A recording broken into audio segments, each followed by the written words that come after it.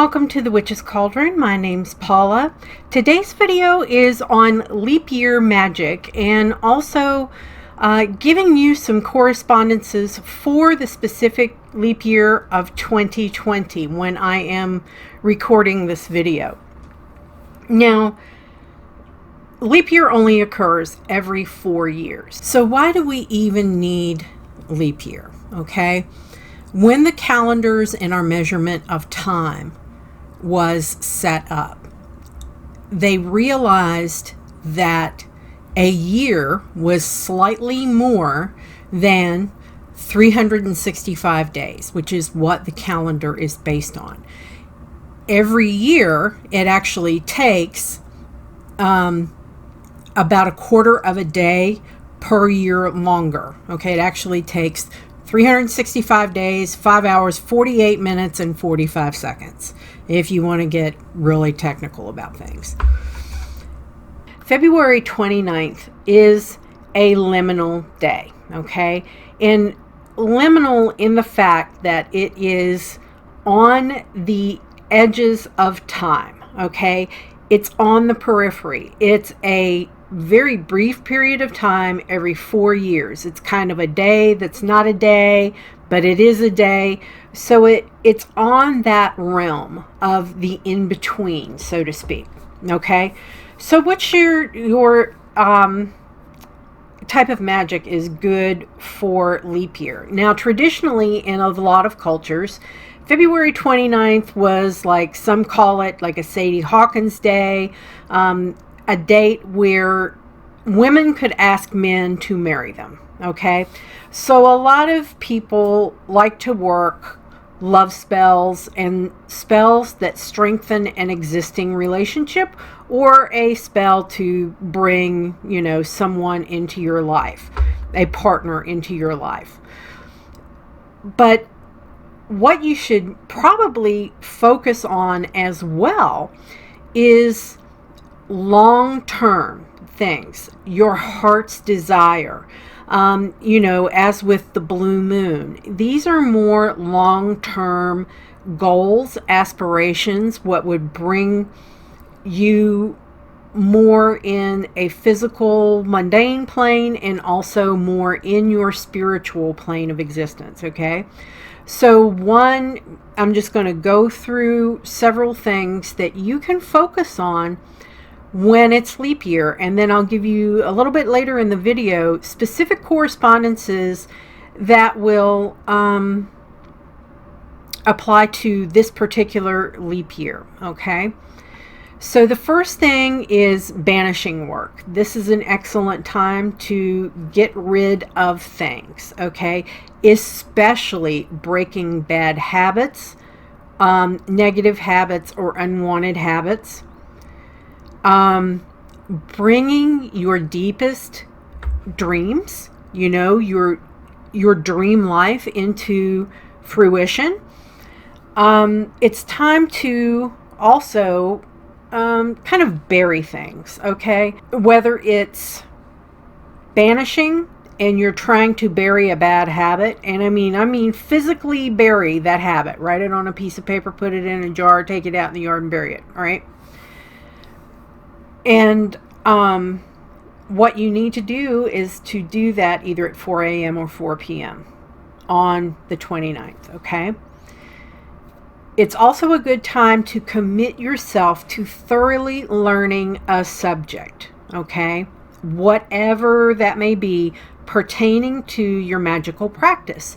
So if you want to become more adept at various types of divination, like tarot cards, runes, scrying, spirit boards, anything like that, developing your psychic abilities, this is the best time to sit down and really think about what you want to do and do spell work to bring that to fruition before the next leap year.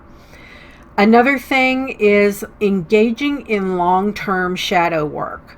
And a lot of people are afraid to do shadow work, and because it involves a very uncomfortable side of yourself. But you have to remember, where there is light, there's a dark. Where there's a good, there's a bad. Okay, so, and neither can exist without the other. So for you to be able to embrace that shadow self, you can't heal anything that's hidden in that shadow self unless you explore your shadow, okay? It's also a great time for health and fitness. Like if you have a long-term goal, if you want to run a marathon or do something of that nature, or lose X number of pounds, whatever that may be, or quit smoking. This is a really good time to do spells for that. It's also a great time in starting new things, like new projects, new businesses, doing something new as a volunteer, or even doing home renovations. You would also want to do some really long-term goal setting. This isn't anything that you want to happen immediately, okay? This is something that could take up to 4 years, okay? So realize we're talking really long-term. So if it's something like you want to pay off all your debt, if you want to purchase a new house, you want to save money for that, things of that nature, okay? And again, love spells. And for me personally, I hate love spells. I really and truly do. I think they can be a very double-edged sword. So you have to be very, very careful in how you craft a love spell or do love magic, because if you do it in the wrong manner, you're affecting somebody else's free will. Like you want to say, oh, I want Johnny or Brenda to fall in love with me. If Johnny and Brenda didn't have any interest in you to start with, then you're affecting their free will. See what I'm saying? And so you have to be very deliberate how you work love spells. And a lot of people fall into that pit of saying, oh, well, I want so-and-so to ask me out or something like that. And I'm over that kind of stuff, Like I said, this was also a time of year for women to ask men to marry them. And so it could be that you want to be handfasted at Beltane or something like that. This would be the time to do it. This is also a great time to start a new garden or develop a new section of a garden. And when I'm talking about this, a lot of times what you would want to focus on are perennials rather than annuals. Things that keep coming back without you having to do it. Remember, the leap year is a long-term thing. So you want to plant things in your garden that are going to propagate from year to year, like a rosemary bush, like, any number of things that are not annuals that you have to put out every year. Rose bush would be another one. And it would also be a good time for long-term work on having courage and willpower, okay? You can also work short-term magic. Some of the short-term magic that you can work on is doing astral projection and lucid dreaming. You've got to remember, February 29th is a day that isn't really a day, but it is a day. So this is a really good time, because it's on the liminal, to do things in another realm, like astral travel, lucid dreaming, projection, and things like that. It's also a good time to do like a courage spell to help you get the courage to tackle something that has been really bothering you. It's also a great time to do a 12-month tarot spread that gives you a really, clearer picture of your life from this February to the following February. It's also a great time for finding lost objects.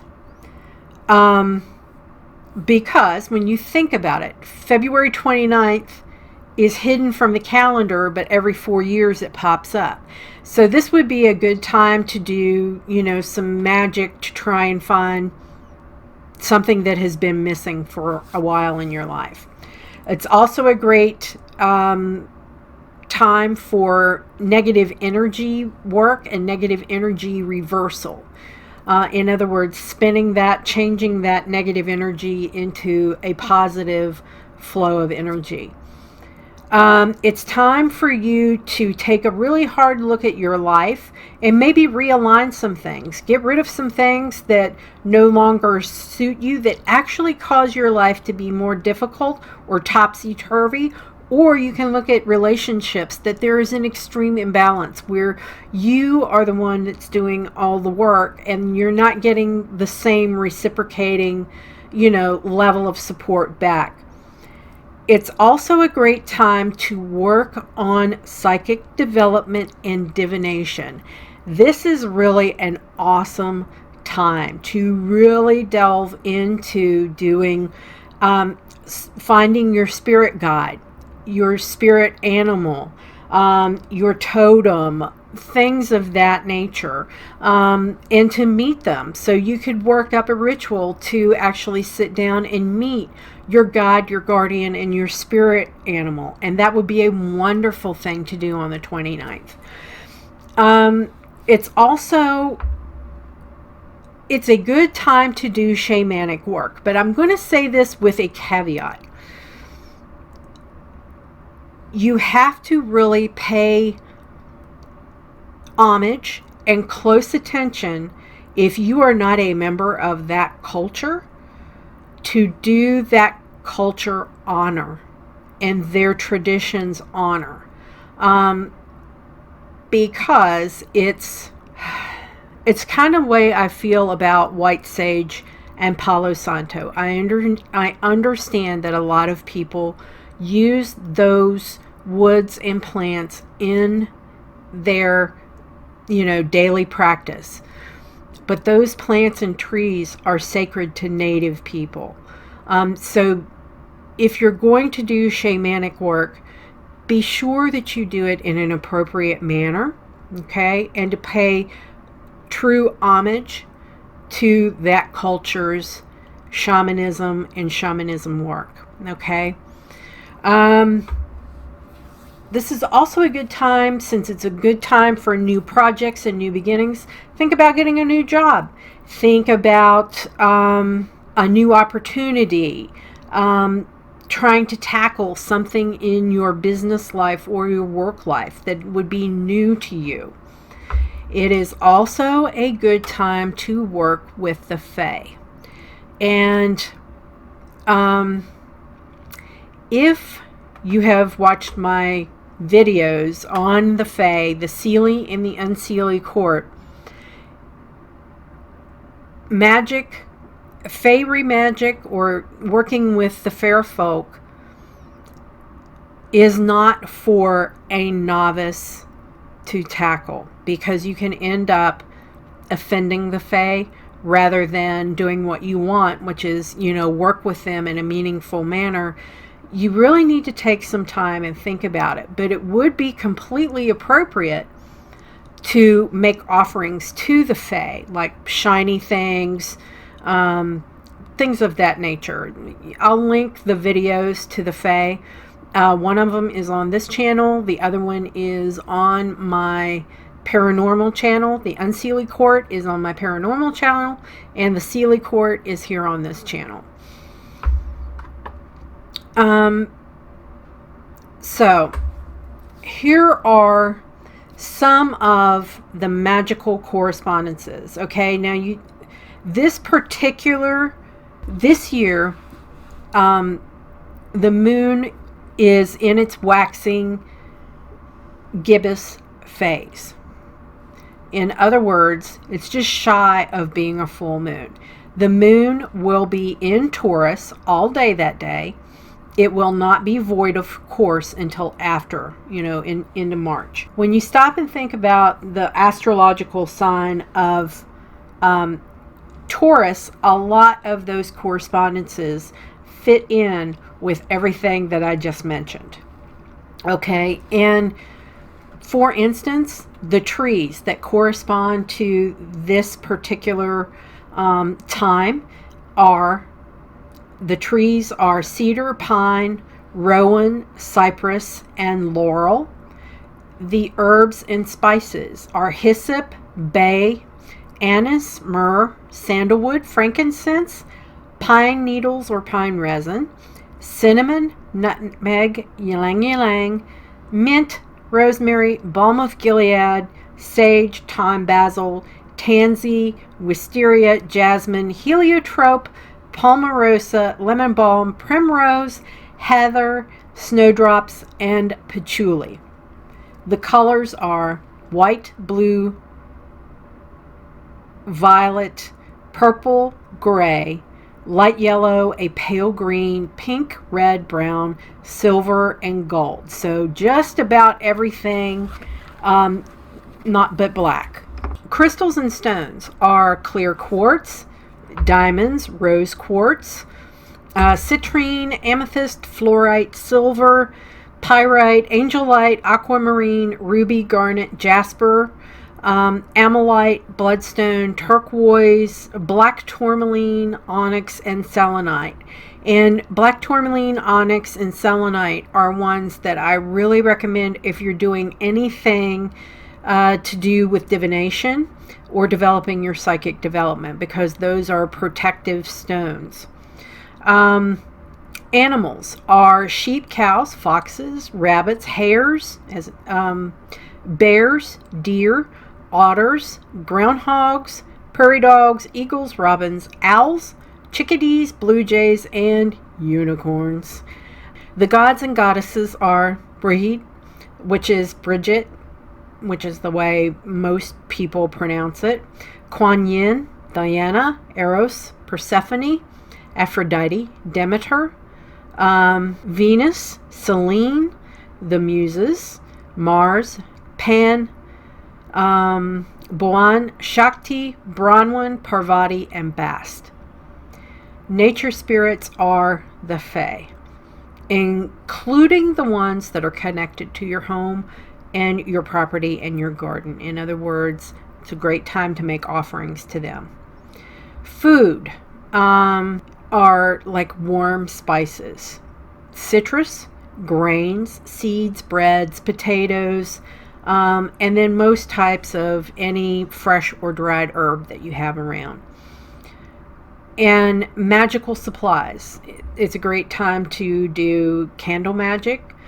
It's another supply that's really good and pertinent to this time of year are dried herbs, tools made out of silver or silver-toned metals like pewter, altar tiles, crystal wands, and Ogum runes. The elements that are pertaining to this particular time are air and water, though earth and is affiliated with Taurus. Okay, so you can also work some earth magic in there. The sun sign that it's affiliated with is Pisces, and again, the moon sign is Taurus. So when you think about it, make this an extremely personal and in-depth review of yourself, your shadow work. Make your rituals really have a profound purpose that can affect you for the positive in a long-term sustainable fashion. Okay, so with it, my friends, that is it for leap year magic and correspondences specifically for this particular leap year in 2020, as well as some of the general correspondences. I hope you enjoyed this video. If you did, give it a thumbs up. Be sure to subscribe to the channel before you leave. And as I always say, merry we did meet, merry we will part, until we merry meet again. Be well and walk in love and light, everybody. Bye.